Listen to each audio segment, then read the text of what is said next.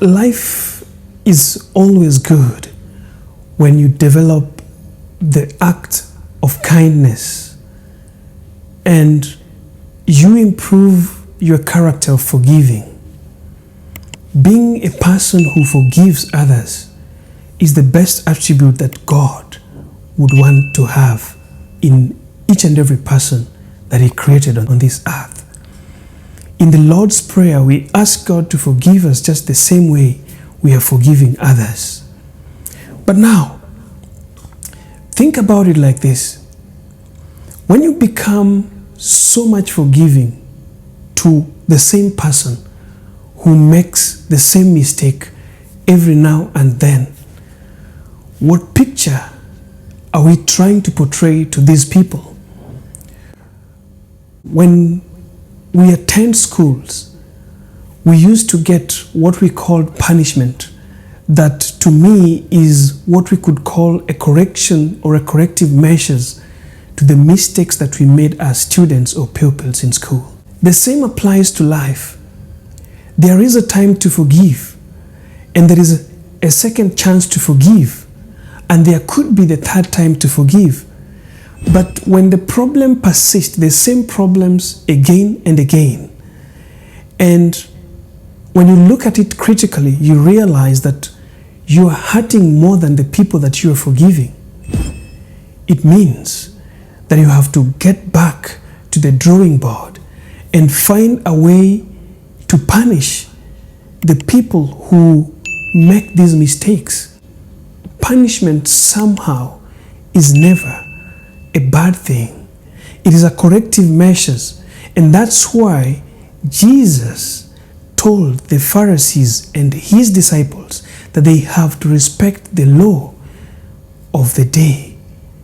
And if Caesar wants what belongs to him, he has to be given. The same way, we are an institution, and the law of the day is what you expect to be done to you that is not going to interfere with your beliefs and the things that you respect in your life.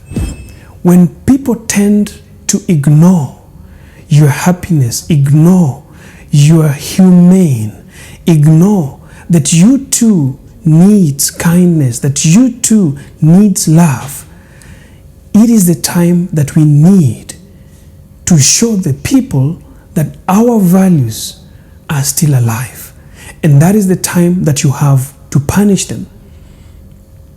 That is the time that you have to punish a mistake that is driven towards you.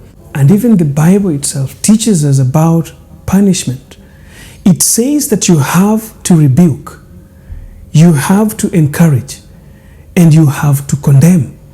If you read 2 Timothy chapter, I don't know whether it's chapter 2 verse 4 something, you will find an illustration of how we are instructed that we have to punish at a certain time.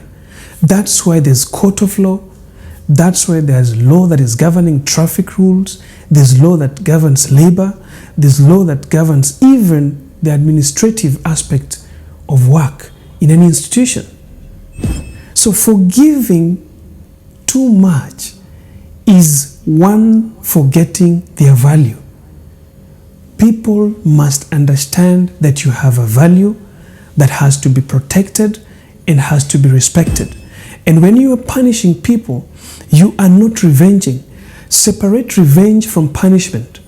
A revenge is doing the same thing to people to make them feel the same way you felt when they did the same thing to you. But that's not the reason or the way to punish people. Punishing people is making them understand the right way to do things. It is not revenging the same way.